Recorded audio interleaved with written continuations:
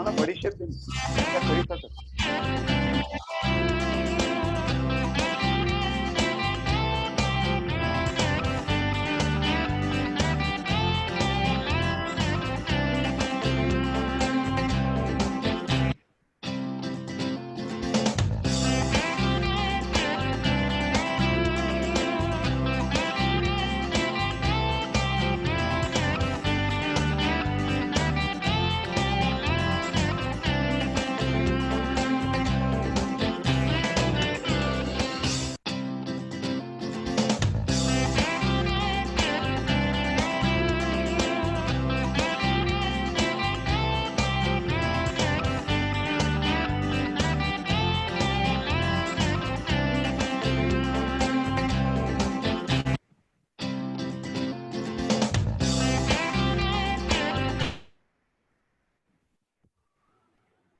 Good evening, everyone.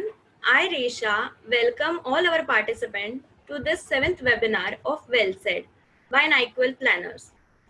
Thank you for joining us for today's webinar. Today's topic is slightly different. I think most of us are wondering how to go about figuring out which tax regime should I opt for. Hence, today's topic is old regime versus new regime. Now I would like to hand over to my colleague, Mr. Ameya Godse. Over to you, Ameya. Thanks, Resha. Thanks, Atan. And as Resha has said, of course, there are actually not only one unique element in this, there are two unique elements this time. We have somebody who is very close to us, also will be talking today for say 5-10 minutes. But before that, I just would like to tell you that this is our 7th webinar, and till now we have got 4 CEOs and 2 CIOs on this platform. But I would like to actually highlight one point that till now we have got through these 6 webinars around 2200 unique clients, and we are very, very proud about this fact that we could connect with so many people on this webinar. So we are really, really happy. Any of you who have missed this webinar, any of our previous webinars, please, you can get in touch with your growth managers.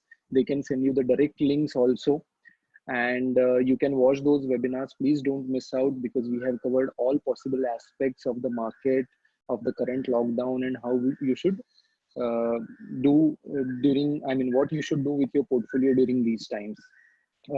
I would like to actually share one more interesting fact today, that since lockdown, there has not been a single day where we have not executed a transaction for our client. And that has been possible only because of our online platform and our Nike Wealth app. So please do, if you have not downloaded this app, please do download the app. There are a lot of features like goal tracking, goal management, your retirement planning. So please explore these facts about it. And now just to move to the next part, you know, all these things, all these webinars and all these activities are happening to keep our clients happy. And today we have one such happy client with us who would like to talk about his journey with NyQuil. I will introduce Mr. Shashi Naik. He is electrical engineer. He has done a finance course from IIM Bangalore, and in the past he has worked with 2 multinational companies over 2 decades. One is Grundfos and other is ITT. And we are fortunate to manage his money since 2004. And though his last name resembles with our organization's names, I would like to give you a disclaimer that he doesn't hold any stake in NyQuil, but he definitely holds a stake in our heart. So with that, over to you, Shashi sir.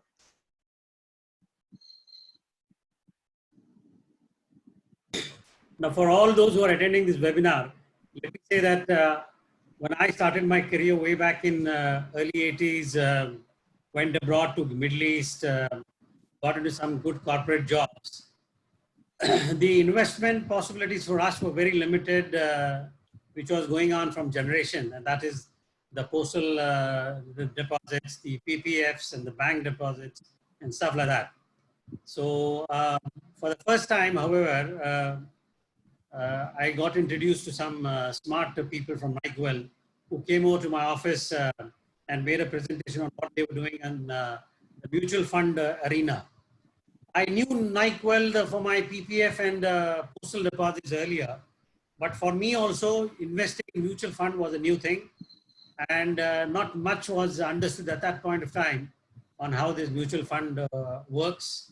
But then the team was very good, and Nikhil himself was very active during those days, used to come and make presentations.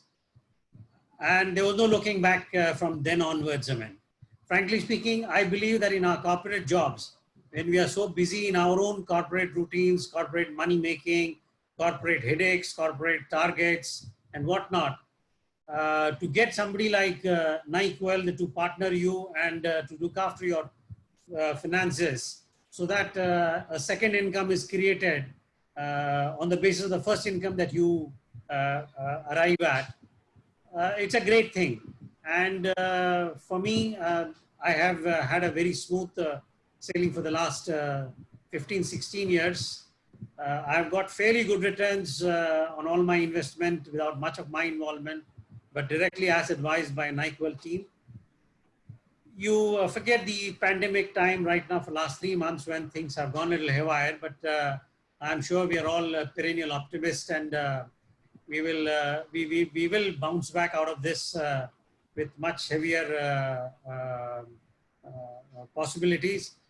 So to that extent, I believe that this is the way we continue.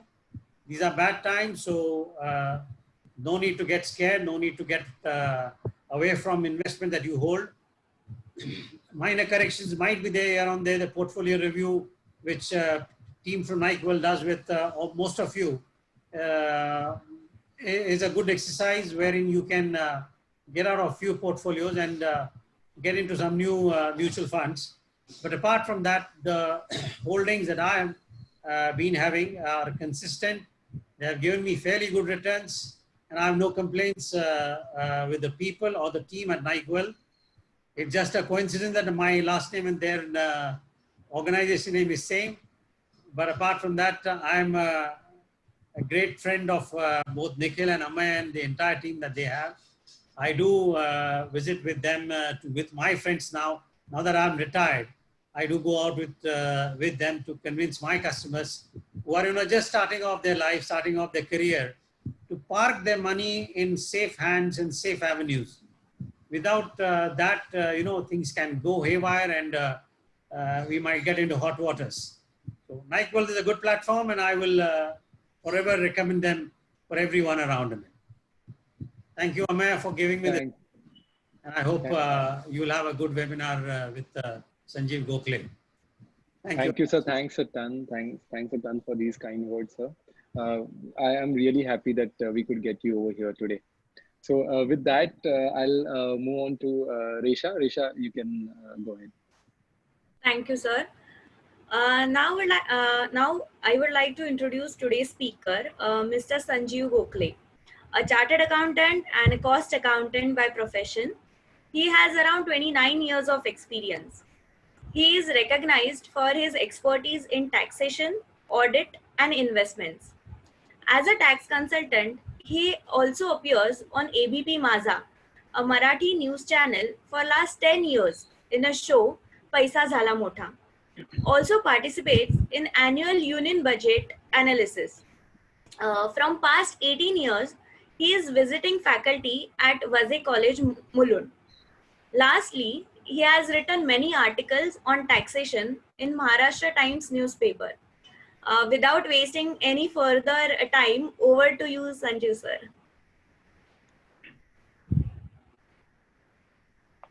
Hello. Good evening. Yes, sir, we Hello. can hear you. We can hear you, sir. Yeah. Good evening. Ame, I think before I begin, we'll have some polling so that we'll Yeah. come to know what is the how the audience is. So Right, can you start right. your poll? Yeah. Yeah, sure. One second. So just to get the complete idea of our participants, right now, Sanjeev sir, I would like to tell you we have around 250 people logged in. So just to get an idea of the participant, I would like to ask few questions. So the first question will come on your screen right now, that how many of you have income from salary or business, or you are a retired individual?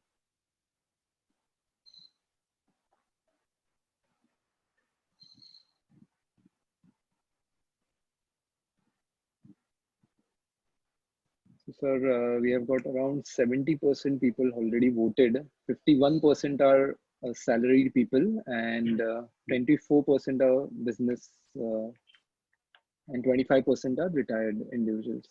So I'll just Okay. end the poll. I'll just launch the poll so that you'll be able to see the results. Good. Great. Should I move on to the next one, sir? Yes. You can. Yeah. So now the next question is, how many of you feel that your retirement corpus is ready or will be ready in due course?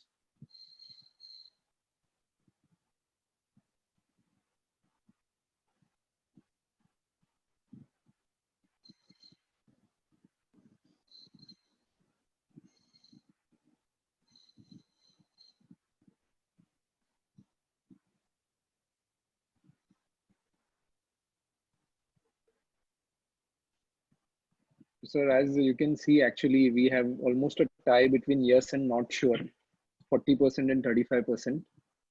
So I'll just end the poll. I'll share the results with you. That, of course, yes is 40%, which is a very good number. Not sure is 35%, very close. And the critical one is no. So definitely, I would love to tell all the people who are no, can please get in touch with us. We can help you do that. I'll just move on to the third question, sir.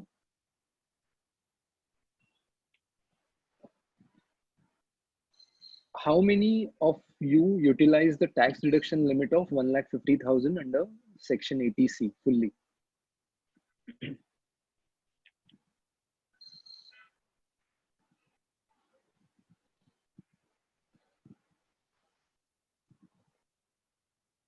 So it's almost 84% are utilizing the full limit. Yeah. I'll just end the poll. I will show you the result. And I'll move on to the last question of the poll.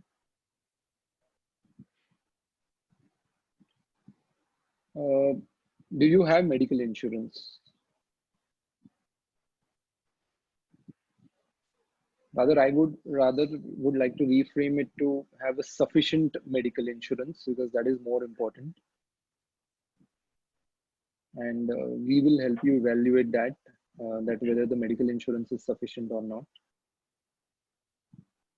So over here also 88% is saying we have enough. So sir, we are done with the polls. We can move on to the session. Yeah. See, to begin with today's subject, you'll have to go back a little back to September 19, where this corporate taxes were reduced by the government substantially. Even for new companies which were to register by 1st October, the corporate taxes were made 15%, which is substantially lower than the earlier rate. And I think that is the point where every individual, even the media, started feeling that even the individual taxpayer should get some tax relief. And even thereafter, I remember before just budget, everybody was talking like because of the economic recession or slowdown, not recession, slowdown, we had our GDP going down. And therefore, in order to boost the demand, it is necessary that one should have a little more amount in the hand. So take home salary or take home income should be more. So it was the expectation that the government will reduce some taxes to the individuals in the line with the corporate. And when the actual budget was presented, even before that, we chartered accountants were of the opinion that government may reduce the tax as far as that that slab of between 5 to 10 lakh rupees, because the tax rates are 20%, which is little higher side, so it can be reduced. But when the budget was presented, it was a totally new dish presented by our finance minister. For the first time, I think in the history, she came out with a totally new concept of optional tax system, which was never there earlier. She said that either you choose this optional new tax system with reduced rates of tax and different slabs, or you stick to the old system, which is existing system. So she gave an option to the individual taxpayer to choose between the two systems.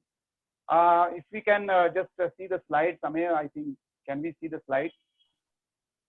See the slides, if you can see that existing system and new system, what are the differences or what is the rate difference? See, in existing system, we have only 4 types of taxes or 4 rates, 0, 5, 20 and 30. Whereas in the new system, we have 7 rates. Existing system up to 5 lakhs, there is no tax. In the sense, 5% is there. But if your income is up to 5 lakhs, you get a rebate under section 87A and you are not to pay any tax. I think in the new system also the same rates are there up to 5 lakhs. So what the change we find is from 5 lakhs to 15 lakhs.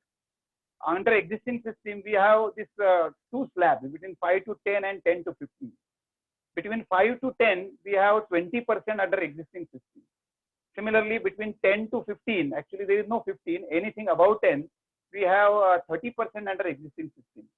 But in new regime, this 5 to 15, this entire 10 lakh bracket was subdivided into 4 slices, I would say. First, between 5 to 10 is divided into 2 slices. 5 to 7.5, 10%, and 7.5 to 10 lakh, 15%. If you just compare this 10% and 15% with the existing system, they are still lesser, from 20% to 10% and from 20% to 15%. So in the new system, the up to 10 lakh, the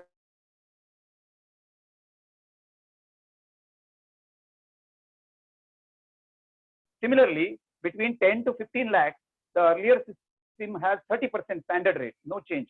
But now the rates have gone down under new system from 30 to 20%, and from even from 12 lakh 50,000 to 15 lakh, the rate is 25%. So what I want to say, that the new system, if you just go through the rate and compare, you will find that there is a substantial reduction in the rate. So anybody, just any common person who is going through the rate, and if he want to choose between the two systems, he will definitely choose a new system. I think slides should go and we should discuss now. Yeah. And now, therefore, the question is that if the rates have gone down, the slabs are little different, then should I choose the new system? No, there is a catch. And that catch, all of you may be aware of this.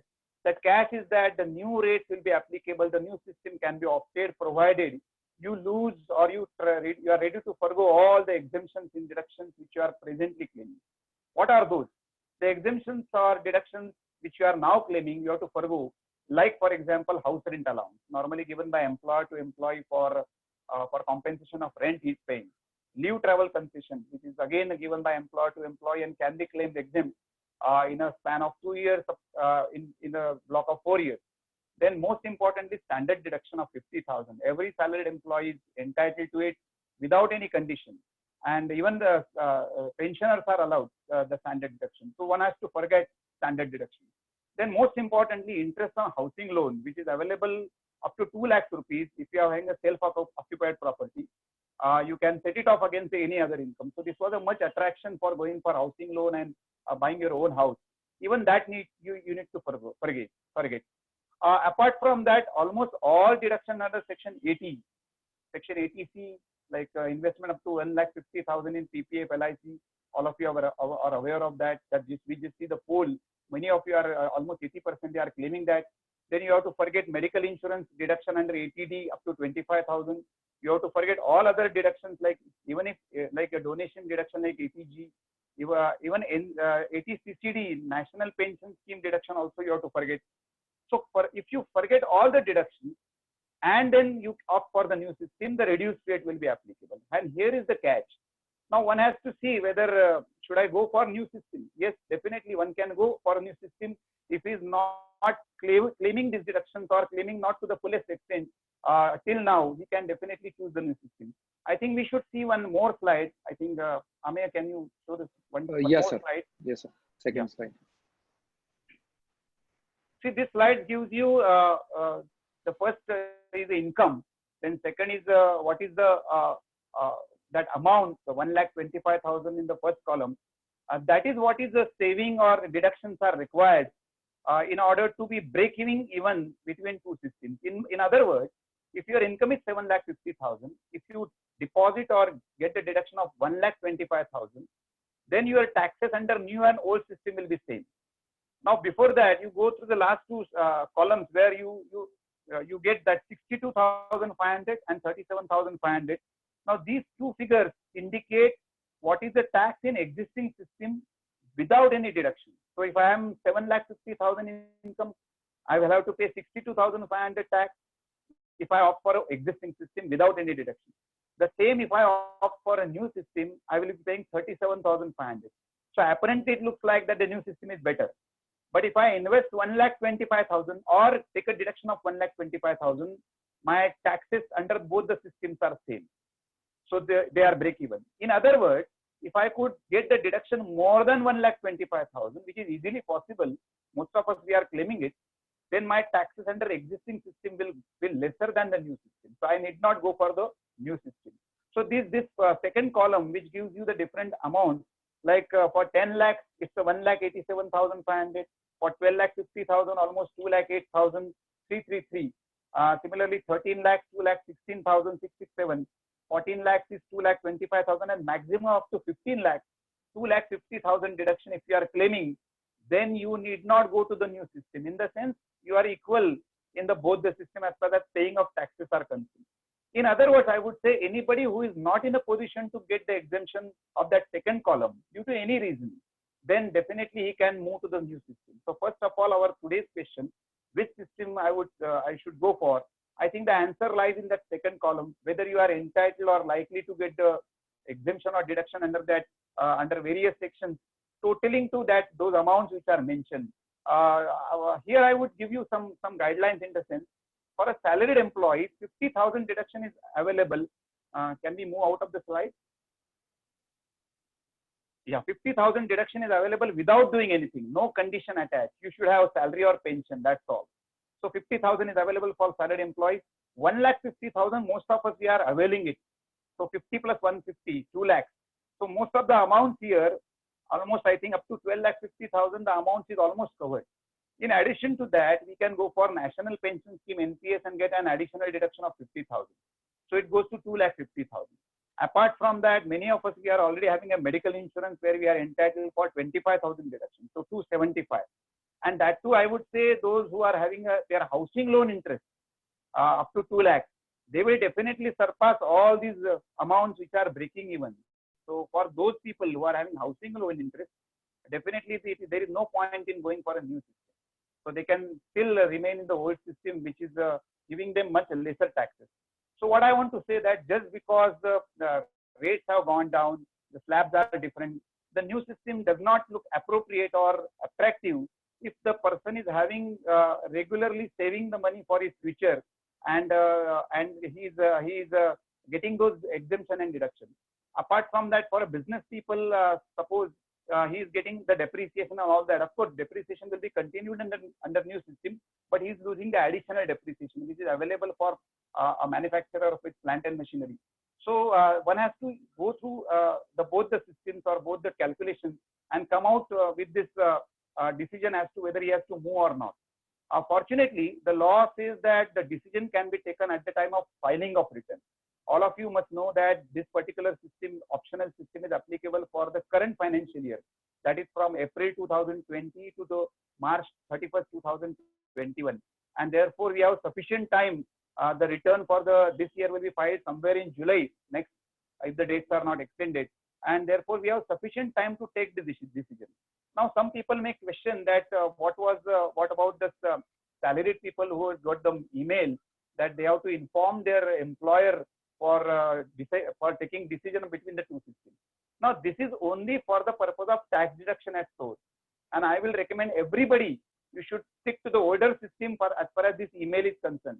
The final decision you can take considering the current year's income, because COVID is also affecting all of us. We'll discuss that later on. But take a decision only before filing a return. As far as tax deduction is concerned, just inform your employer that I will stick to the old system, and you deduct the tax accordingly. Why I'm saying so? Because a tax under old system may be a little more, and that too how much it can be more. Maximum we see, if you see the calculation, maximum it can be more by 15,000 rupees in a year. So at the most, what will happen? Your extra tax will be deducted by 15,000 if you ultimately shift to the new system due to any reason.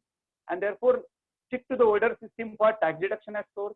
Inform your employer that I'm going for an old system, so tax will be accordingly deducted. But law allows you to take your final decision when you file a return. So it is always better that your tax is little more deducted. You can claim a refund. Nowadays, refunds are very easily available.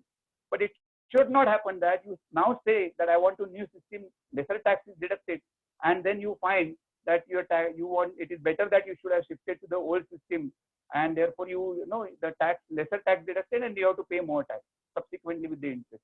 So I would recommend everybody, if at all he has to inform employer that he should stick to the older system first. Then question is that if that is so, then why finance minister come out with this particular new system?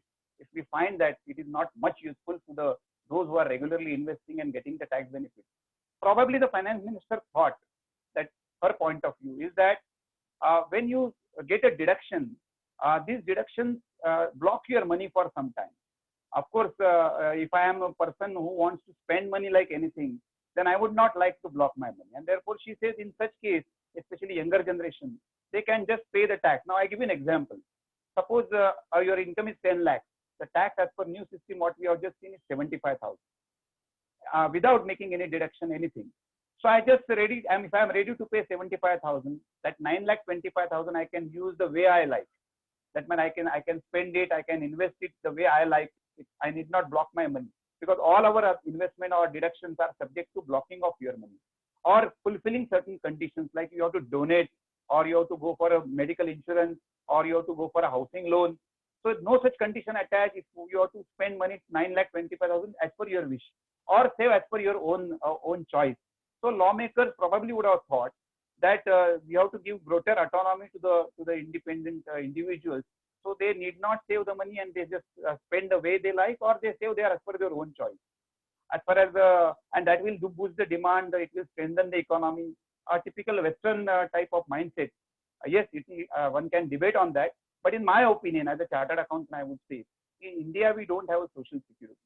So our retirement corpus we have to create. We have to have many life goals like marriage of children, or education of children, or even buying a house, car, foreign trip. So we have to create our own money out of our own savings. And if you see those deductions which are presently available, they are all linked to your goals, like insurance. A deduction is available for insurance for those who may require it badly, because suppose you are the only earner in the family, you getting insurance is necessary, and that's why additional benefit given by our tax soap. Similarly, buying a house, huge tax benefit up to 2 lakhs of the interest plus principal. So all these are linked with your goals, and therefore existing system of tax deduction or investment related tax concession is appreciable. And I really don't know why finance minister came out with this new proposal, which will definitely be harmful for the Indian mindset of saving. Another point is that since there is no lock-in period, the money is available to you. The money can be utilized the way you like. That is another mindset. But for us, Indian mindset, we must save the money for future. Substantial saving is required for future, because there is no security from the government. One more thing which I would like to point out is that that the old system was not only inducing the tax saving, but even because of the old system, I know many of my clients, they were compulsorily making these investment, these savings, just to save tax. So it was not necessarily relating to goals of the life or life cycle. They were putting the money just because they are saving tax. Now, if the new system is adopted, probably this inducement will not be there, and probably the younger generation may spend the money in buying mobiles or cars and so many other things which may or may not be necessary, and therefore probably the older system was much better. One more thing, of course, today's main webinar question is which system I should choose. That means for individual, what is my guidance? Of course, as I told you, I have given you both the systems. We have to now understand if I am going to save or get a deduction in the coming year, what is the amount indicated? If so, then I should stick to the old system. As I told you, standard deduction is for salaried employees. For business people, there can be a depreciation or there can be additional depreciation, or for national pension scheme. So if I am in a position to invest or save in a near future of those amounts which are specified in that chart, which is almost between 1,25,000 to 2,50,000, I should stick to the old system. This is one thing. Second, if I have any other goal other than this savings, so for example, in the next 1 year, I may not be able to save because I have a lot of responsibilities, or somebody is ill in my family and I have to spend money for him, or my sister's marriage is there. So due to some reason, I am not in a position to save the money. Then it is better you shift to the new system, because if you are not saving money and getting the benefit, at least get the benefit of the reduced rate of tax. So if you are not in a position to save money or get the benefits of the deduction, better shift to the new system. Now question will come in somebody's mind, can I shift from one system to another system as per my own wish? Yes, as far as non-business, non-professional income taxpayers are concerned, they have choice given every year. That means next July, I have to choose between the systems. So if I am in a position not to save money. Now there is another angle to this not saving money because of this pandemic.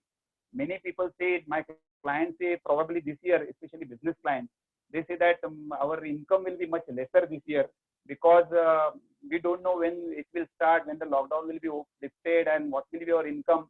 Probably we may not have sufficient money to save this year. So from pandemic point of view, as well as I told you, from any other reason, if you feel that you could not save up to the March 2021, then you have a choice of shifting to the new system, at least reduce your tax liability because you have not saved money. But if you are not in a position to, if you are in a position to save the money or get the deductions, stick to the old system. This is one thing. This is for a business, non-business and non-professional people.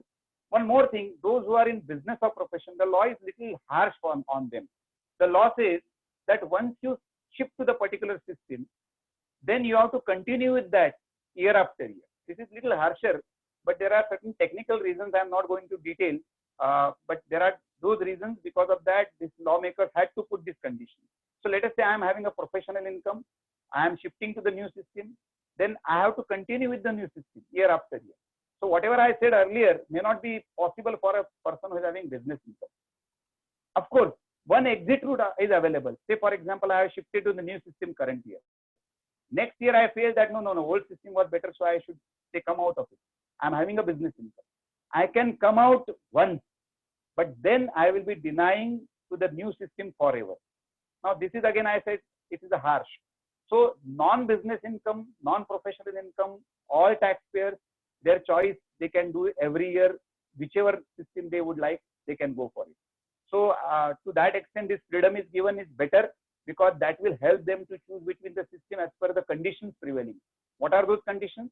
If I am not having any money for saving due to any reason, and in this year probably that can be the case for many people who may have 50% of their salaries, or their jobs are not there, or they have half of the way their job, they lose the job.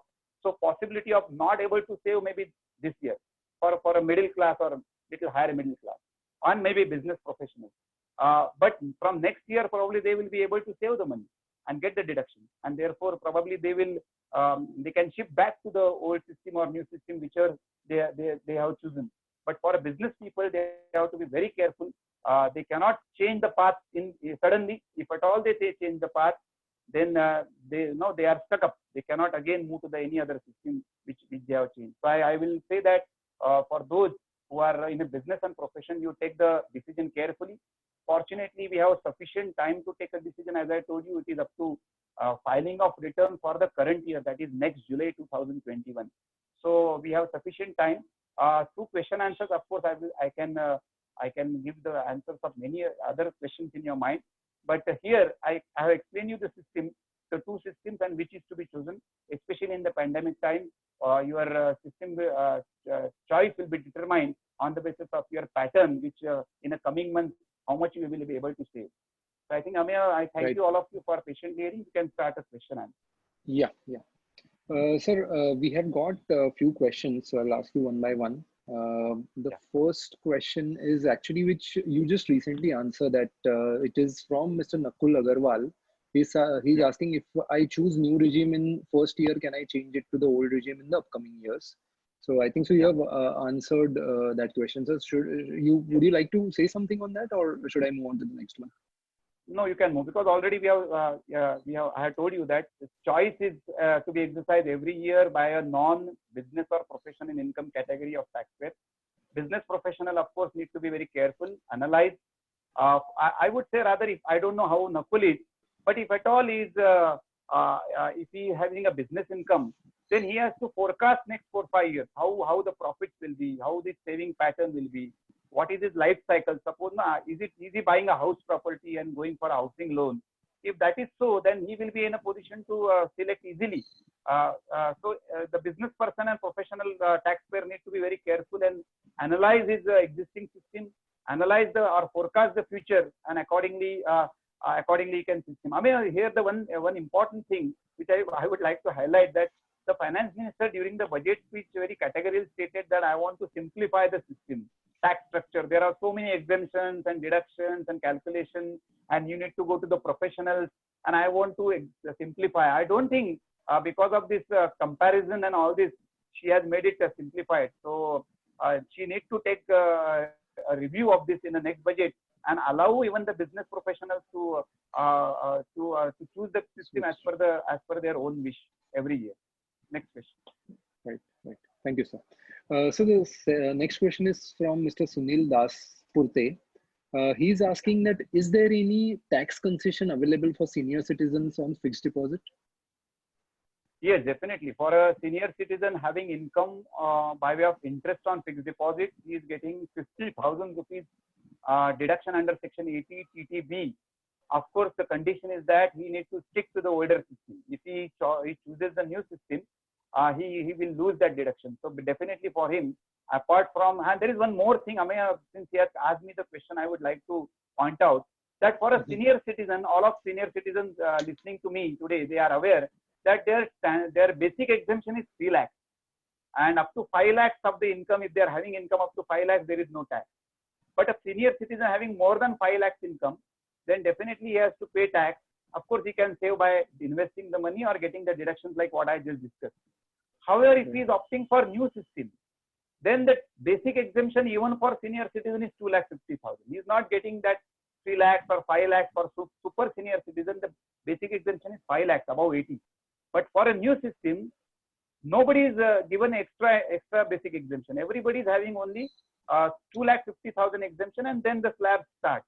So one has to keep in mind, if at all he has to shift to the new system, that he will be losing that basic exemption of 3 lakhs, and it will start from 2,50,000 and without any exemption and any deduction. But as far as our question is concerned, definitely they are entitled for 50,000 of deduction under Section 80 TDB on bank fixed deposit. So I'll move on to the next question. It's from Mr. Kuldeep Singh Bays. The question is very much related to what you just answered, that what criteria for filing the income tax after retirement, as there is no income and fixed deposit income or interest, probably what he mean, is not exceeding 50,000. Yeah, after retirement, suppose your income normally consists of maybe pension or there may not be a pension. Maybe out of the bank fixed deposits or post office or investment income like mutual fund redemption or other type of income other than salary or even a business income. So in such case, if you are a senior citizen, if you are opting for old system, up to 3 lakhs rupees, there won't be a tax. If your total income is less than 5 lakhs rupees after considering all deduction under old system, from current year, there is no tax, because there is no tax if your income is less than 5 lakhs.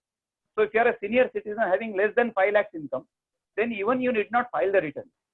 Of course, you can file the return optionally or voluntarily, showing that my income is so and so. There is no tax liability, and of course, you are not subject to any tax. So return filing also is not mandatory if you are a senior citizen having less than 3 lakhs rupees of income. But if your income is more than 3 lakhs, and because of the deductions, rebates, etc., your tax liability is zero, you are required to at least file the return and show that your tax liability is zero. But it is not mandatory to file return even when your income itself is less than 3 lakhs. Gross total income before deduction, if it is less than 3 lakhs. So I think the audience will get the answer. Right. Great. Sir, I'll actually club the next two questions. One is from Mr. John Gonzalez and one is from Pratik Thakur. So he's asking that what is the, okay, I'm so sorry for this. The question is from actually D. Sukumar. He's asking that what is the tax on the dividends you receive from the stocks? And Mr. John Gonzalez is asking that how to stop these TDS deductions from these dividends. Yes, that is a good question. Irrespective of whichever system you adopt, because today's webinar is on new or old system, dividends will be taxable in this year in the hands of shareholders. Since the dividend distribution tax, which was paid by companies, now abolished, every shareholder getting the dividend will be subjected to tax. Earlier, the dividend was liable to be taxed only if it exceeds 10 lakhs up to 31st March. But now even a 1 rupee dividend you are getting, it will be taxed. It will be added to your income, and according to your slab, whichever system you choose, you have to pay tax. And therefore, the dividend is taxable, first of all. Mutual fund dividend, company dividends, shares, everything. Now, if one wants to avoid TDS on that dividend, then he has a choice of submitting form number 15G for a non-senior citizen. And if he is a senior citizen shareholder, then he can submit form 15H. Of course, he has to ensure before submitting form 15G or H that his total tax liability is nil, so that the company will not deduct the tax at source if the form 15G or H is given. Again, no such form is required to be given if the total dividend per company per year is less than 5,000. So if here my income from dividend from one company under one folio or one share, if it is less than 5,000, then company will not deduct the tax. But if at all I am getting more than 5,000, any amount, and if I want that the tax should not be deducted, then I must submit form 15G or H. But be careful, this form is, you can possibly submit only if your income is either below taxable for 15G, and for a senior citizen for 15H, your tax liability should be zero. So this will be the benefit for senior citizens whose tax liability is otherwise zero. So their tax will not be deducted. This is the recourse available to those senior citizens or ordinary shareholders if they are very sure that their income, total income, including dividend, which has now become taxable, will not exceed that taxable limit. So tax liability is zero. So one has to take care and accordingly submit the 15G or 15H. But those who are not falling into this category, for them, they cannot stop the TDS. The TDS will be deducted, and accordingly, they can claim this TDS as while filing the return. If at all a tax deducted at source is more than what the taxable tax applicable, then they can claim for a refund.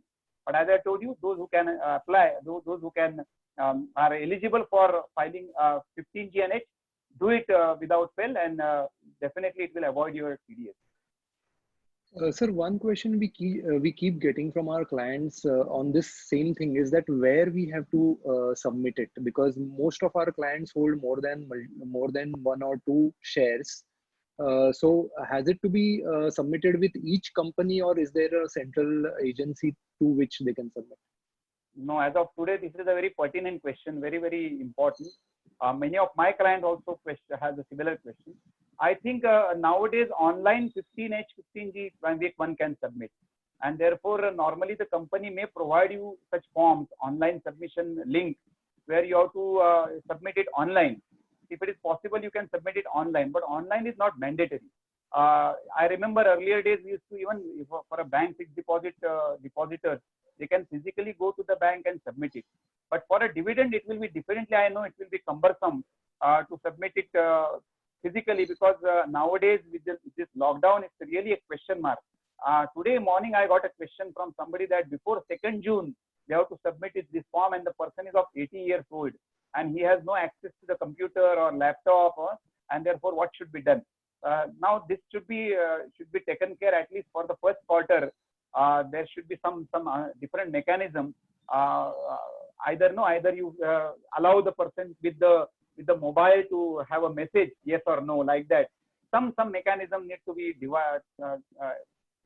found out by and effective to be made effective by the government, so that at least during lockdown and difficult days here, the people may not be able to submit it. And if the tax is deducted at source, then definitely they have to go for refund. So, but bearing to that, otherwise online submission is possible, and those who can avail it definitely can go for online submission of Form 15H or 15H. Okay. At a company level, right? At every Yes, company level. Yeah. Okay. Every company separate Form 15H to be given.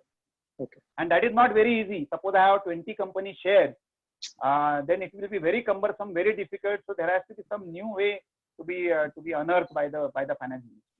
Right. So we'll actually wait for further clarity on that. Probably it will come in due course. Sir, I'll move on to the next question. It's by Mr. Pratik Thakur. He's saying that impact on direct tax collection post-COVID. Yeah, definitely, Pratik. Even though everybody is worried, the government is likely to get a very lesser revenue this year because of this impact of COVID. Because almost last 2 months, the businesses are not functioning properly. Small business people are not in a position to even move out. A professional like us, we are sitting here and engage in webinars, and therefore without income, of course.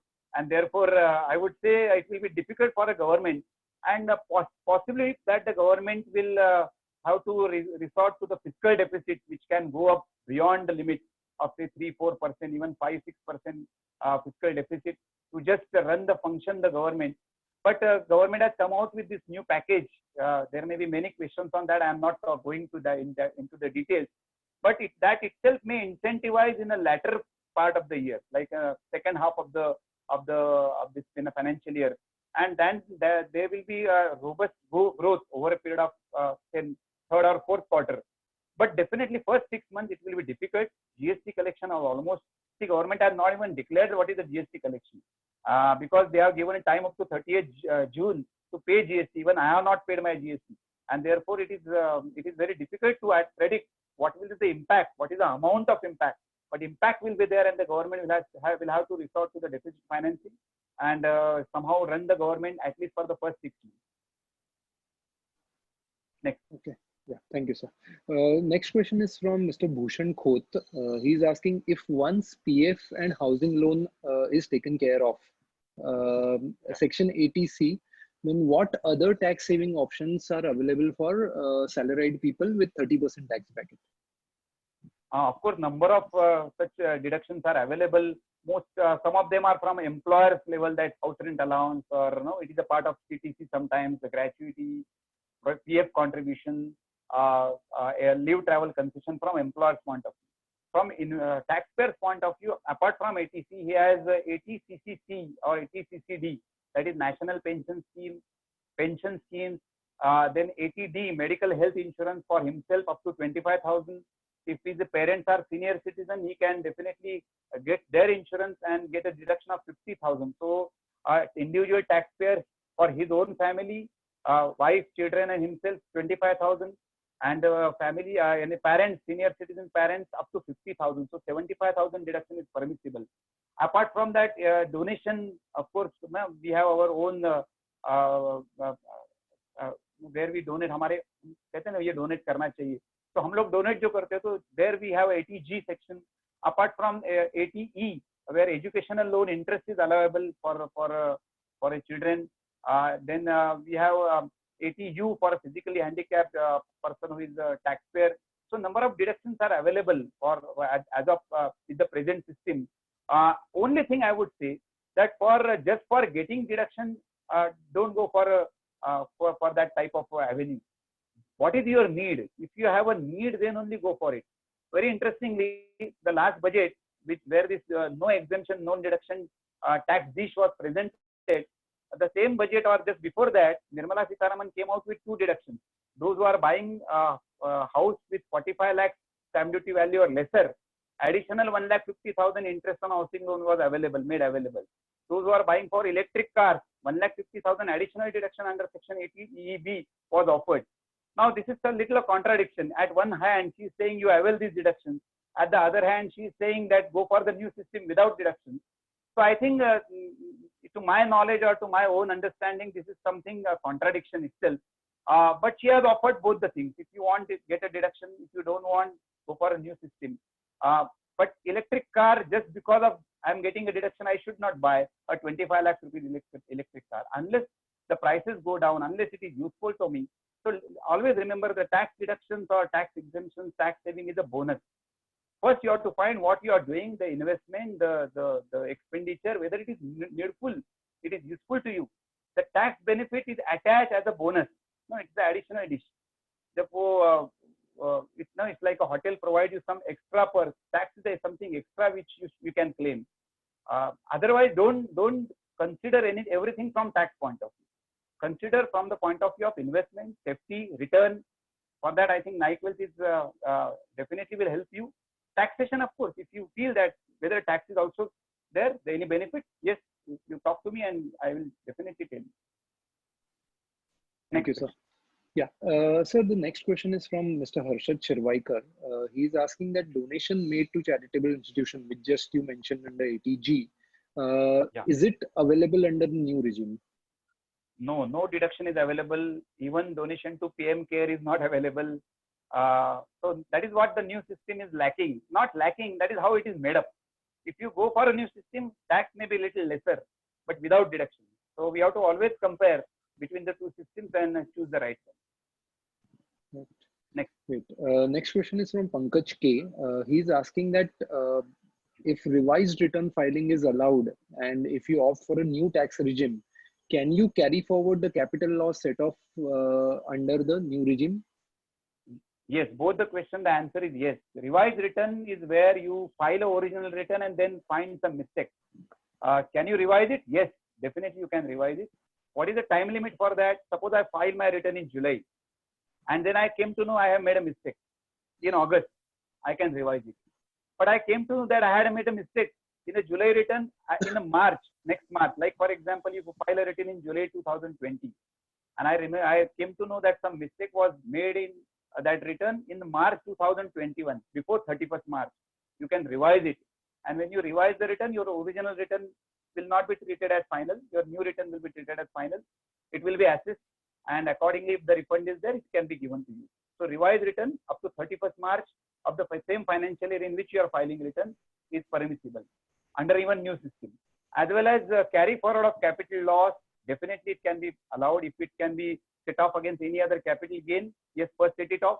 If not possible, then you carry forward for next 8 years. In those 8 years, if you have a capital gain, you can set off this brought forward loss, capital loss against the income and then only subject it to tax. So benefit of carry forward is possible under new system. Okay. The next question is from Mrs. Neelam Srivastav. She's asking that various revised return filing dates, TDS payment, refunds, what are the dates for that revised return filing? I got a question. See, the normal rate of date of filing of return is 31st July for salaried people, business people who are not subjected to audit. For audit, the due date is October 2020. But this year, because of COVID-19, the dates have already been extended. Now the salaried people will have to file the return before November 2020, and tax audit people, they have to file their tax audit report before 31st October. So we have sufficient time. As far as revised return is concerned, anytime after you file this return, if you want to revise it before 31st March next, you can revise it. As far as TDS is concerned, TDS is applicable basically for business people who are making payments to their colleagues, to the salaries, etc. TDS is normally applicable when you deduct the TDS in a particular month. Next month 7th you have to pay that TDS. Of course, this is not applicable for property TDS. if I that 1% property TDS or property TDS which is deducted under section 195, the date of payment is next month 31st. Suppose I deduct TDS today in the 27th of May, before 30th June I have to make the payment of TDS. So of course it is not a very small topic, it is elaborate topic. As far as your dates are concerned, for filing return and revised return, I told you TDS is little elaborate topic. It cannot be concluded in a very short span of time. Okay. Amen. Yeah, we have actually lots of questions left, so I will just move on to the next one. Mr. Amol Kulkarni is asking that wanted to know about detailed tax benefit of NPS, as well as which regime is recommended for the slab of 20 to 25 lakhs, which I think so you have covered already, but you can talk about the tax benefits under NPS. Yeah, as far as regime is concerned, NPS you get a benefit only under old regime. Under old regime, you can deposit in National Pension Scheme amount up to rupees 1,50,000 under one section. You get an additional deduction up to 50,000 under one more subsection. So in all, you can deposit 2 lakhs rupees in the National Pension Scheme and get that 2 lakhs deduction. Out of that, 1,50,000 deduction is applicable and available with all other deductions like ATC, ATCCC, pension fund, etc. So 150 is like a combination of all three sections, ATC, ATCCD, like that. 50,000 under additional deduction is permissible under that National Pension Scheme. So in all 2 lakhs maximum. Apart from that, employer can also contribute up to certain amount, certain limit 10% of your salary to the National Pension Scheme of your account, and that will be again deducted from your salary. So if you are a salaried employee, your employer can definitely contribute the amount and it will be allowed to be deducted. If you are not having the salary income, you yourself can put the amount of 150 plus 50. Of course, 150 I would say mostly it is exhausted under PPF, LIC and ELSS, etc. So additionally 50,000 is allowed under NPS. Practically we know that NPS gives you 50,000 additional benefits. And a new system, these benefits are not available except employer's contribution. Except employer contribution benefits, other benefits of 50,000 or 150 under NPS are not allowed under new system. Next. Okay. Next question is from Mr. Mohan Joshi. He's asking that now, as per new IT provision, income tax will be levied on the equity dividend. What is the TDS limit? I mean, is it 5,000 rupees per equity share? Yes, yes. For a shareholder per company, it will be 5,000. If it is exceeding 5,000, TDS will be deducted. Otherwise, TDS will not be deducted. However, as I told you in the earlier answer that you can submit Form 15H or G if you are falling into that applicable to you, that your income is less than taxable limit, then only you can avoid this TDS. Otherwise, TDS will be deducted for an amount exceeding 5,000 per company. And then you have to file the return and get the credit of that TDS from 26 days. If at all your amount of tax payable is lesser than the TDS deducted, you can claim for return. Amen. Okay. Next question is from Mr. Thacker. He's asking that what is your view whether government will abolish the old tax regime in next coming 2 to 3 years? I think finance minister had an interview thereafter, immediately after that 1st February finance bill submitted. She categorically said that it is possible. Someone asked whether this is possible that government will shift to the new system and will abolish the old system. This option is given only for 1 or 2 or 3 years. Yes, that is quite possible that the government will ultimately say that you have to, all deduction exemptions will not be available. See, I will take you 1 more minute. When the direct tax code was drafted in somewhere in 2009 or 10, it had similar type of recommendation that the deductions and exemptions should not be given, but then the tax rate should go down substantially. Now here what has happened, the tax rate has gone down, but exemptions were withdrawn. And therefore, if we compare, as our chart suggested, that those who are used to all these deductions and exemptions, and they are, like for example, I have taken a 20 years policy of insurance, I am paying say 1 lakh rupees premium per year. Then for me, I cannot think of a new system because I have already committed for 20 years. And therefore, it is always better for me to stick to the old system if I am able to save my tax.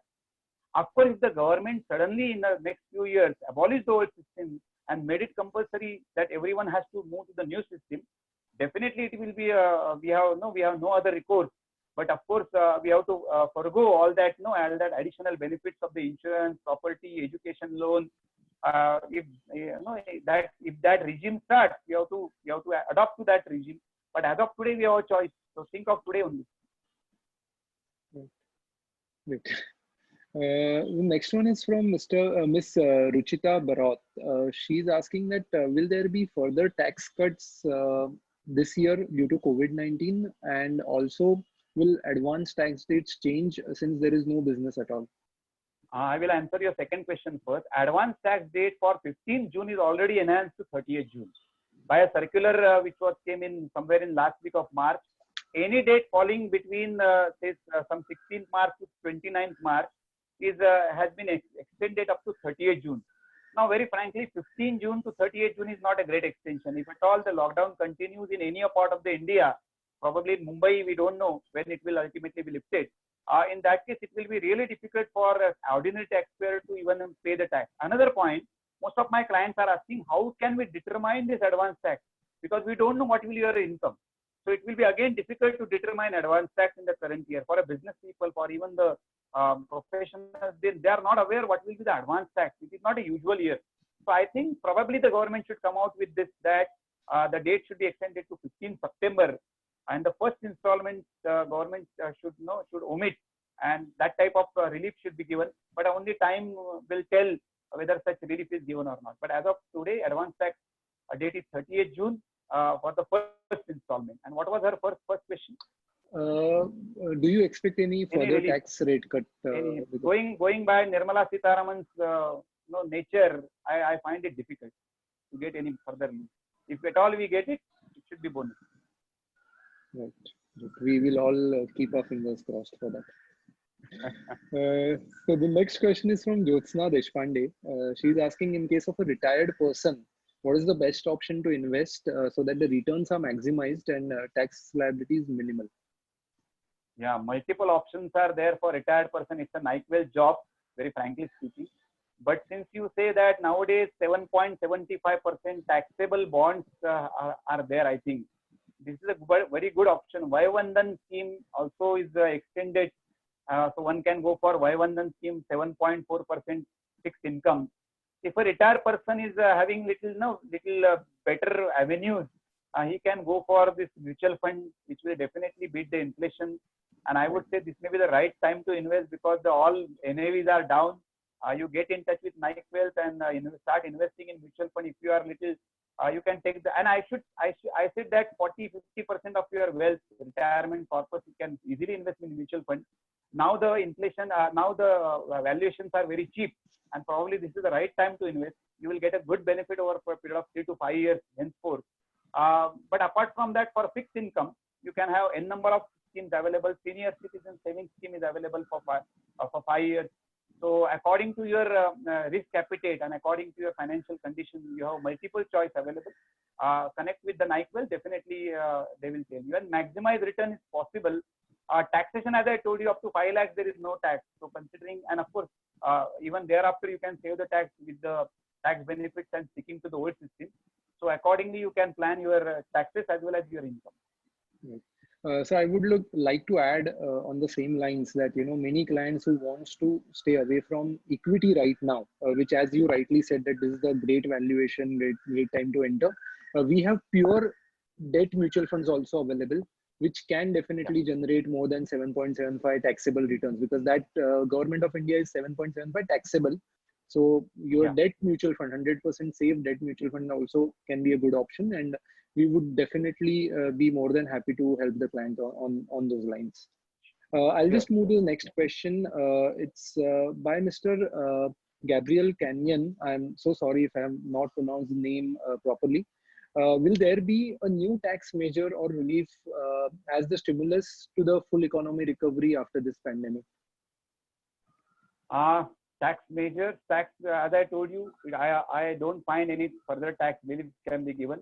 Procedurally, some relief can be given. The date is extended or something. No, your interest may be little, maybe reduced or something. Some procedural relief may be given. But tax rates, I doubt, because already she said that I have reduced the tax, and she's very adamant. All of you know, she will not listen to anybody, and therefore I don't have any hope from the finance minister to give additional benefit. If at all she gives the benefit, I will be delighted. Okay. Next question is from Girish Jahagirdar.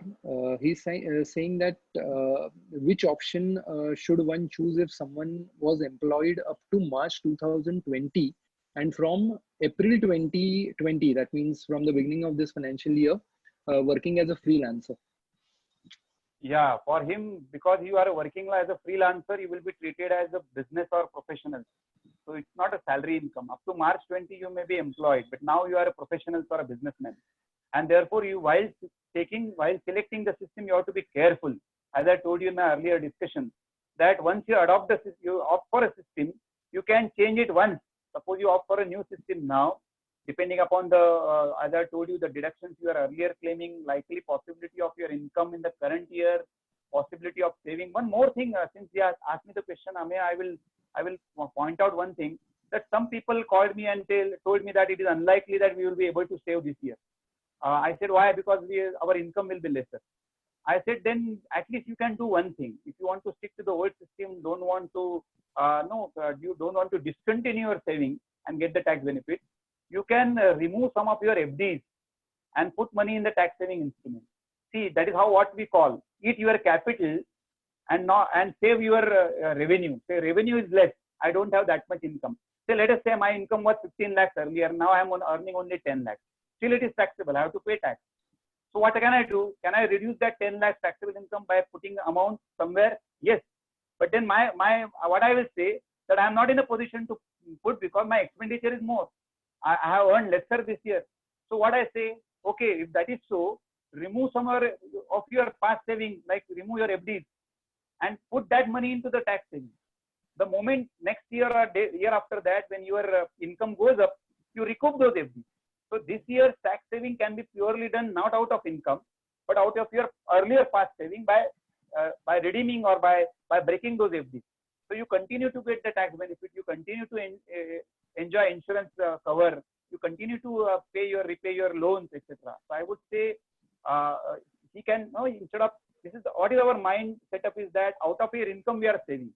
But in a difficult situation like this, you need not save out of your income. You can save from your past earlier saving. You can just withdraw that FD and put money in tax saving avenue. So you'll get the benefit of the tax saving and stick to the current existing tax system. Thank you, sir. That's a brilliant option. Yeah. I'll just move on to the next one. It is by Arun Gode. He's asking that in new regime, whether the exemption under 80 CCD, which you mentioned some time back, for NPS contribution is available or not. Yes, it's from employer's contribution 80 CCD 2 is available.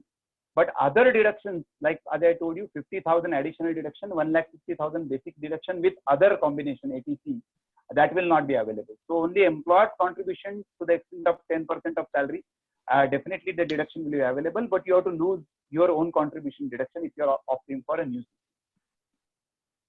Okay, great. Just last few questions remaining, sir.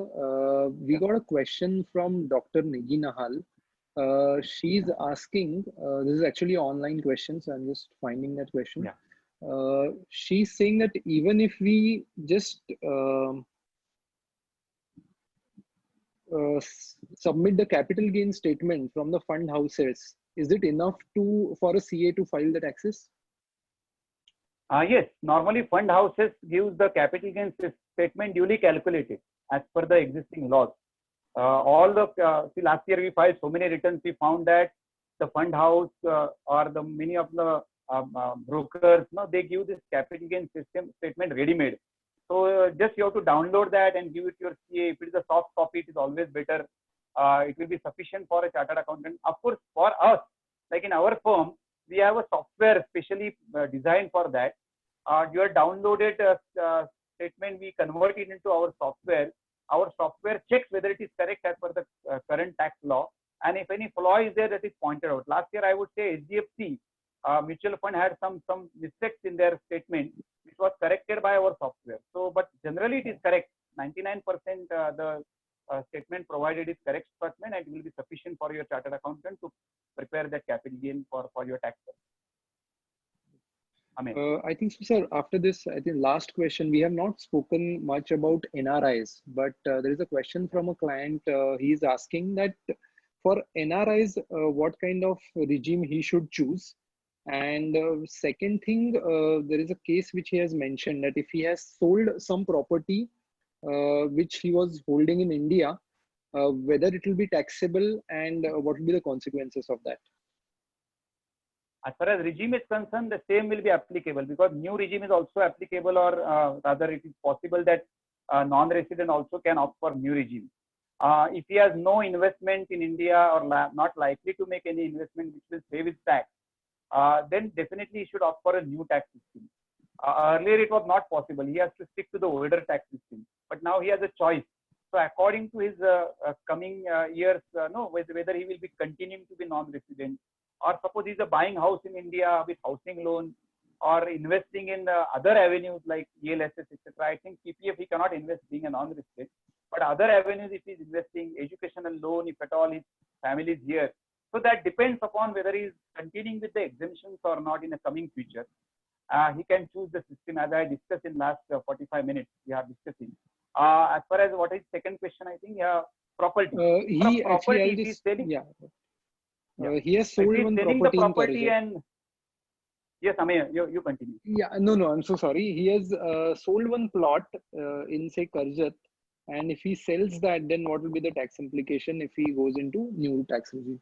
If he is selling the plot, that is not a residential house, a plot of land, then there will be a capital gain, and he will have to pay tax at the rate of 20% plus surcharge on the capital gain as per the present tax system. Suppose he wants to save the tax, he can go for the residential house property within 2 years, or if he is going for under construction house property within 3 years from the date of sale of plot.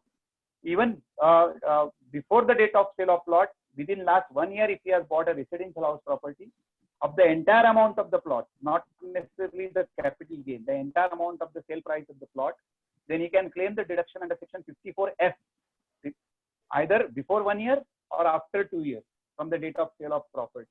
Or it can be within 3 years if he can buy a house, buy a residential house property. Otherwise, he has to pay the tax of 20%, and balance amount he can even repatriate to his country where he wants with the CS certificate. Amen. Sir, there is one question from Mr. Sanjeev. He's asking that what will be the benefits for a partnership firm? Unfortunately, no benefit is given to the partnership firm. The new tax regime is not applicable to the partnership firm. It is applicable to the individual and HUF. Even the association of person, LLP, partnership firm, no such benefit. Whatever the last year's computation, similar computation we have to do and file our return, no benefit. Even cooperative societies and corporates are given benefit, but partnerships are not given benefit. Unfortunately, that is not there. Okay. Sir, thank you. Thanks a ton for your time. And I'll tell all the participants that, there are many more questions coming in. You can get in touch with our growth managers. Sanjeev Gokhale sir is our in-house person. So we can actually get in touch with him anytime and we can definitely resolve your queries. But because of the time constraint, I will have to stop over here. I will request Mr. Bhushan Thakur sir just to do a vote of thanks for you. May I give you one more minute? Sure. I'm so sorry, sir. Yeah, actually, I am very thankful to the NIQUE team, especially all the Amey and Bhushan sir and Esteban and all this. They are very, very particular, very methodical. I really am appreciating all of them because the way they make the effort to make this webinar successful, it's really very good. I thank Nikhil Naik. He today is not present here. And of course, all the viewers, who are registered and you are present here. I am really thankful to all of you. Thank you. Thank you, sir. Thank you. Thank you, Sanju sir. Yeah. Yeah, over to you, sir. I was just saying that. Okay. Thank you, Sanju sir. On behalf of NIQUE team, I would like to extend my heartfelt thanks to Mr. Sanjeev Gokhale and also to our investor, Mr. Shashi Naik. The taxation has always been an important aspect of financial planning. However, it is all the more important in today's time when there is so much uncertainty around life, livelihood, finance, salary cuts, liquidity, etc. knowledge of all taxation related updates and the tax soaps is very vital. There was a lot of confusion when the new tax regime was introduced, and there were a lot of questions in the mind of the common man. Which regime should he opt? What are the benefits of each regime? Will he benefit from any of it? The applicability of each element. In today's session, Mr. Gokhale touched upon each aspect and addressed most of the questions in the mind of common man. I am sure at the end of this session, we are more enlightened and confident knowing about both the tax regimes and decide what is beneficial for each one of us. Thank you, Mr. Gokhale, sir, for this wonderful session. Stay invested, stay safe. Thank you. Thank you, Thank Bhushan sir. Thanks, Atan. See you all. I'll request all of you to stay safe, stay inside your house, and have a great week ahead. Thank you. Thank you.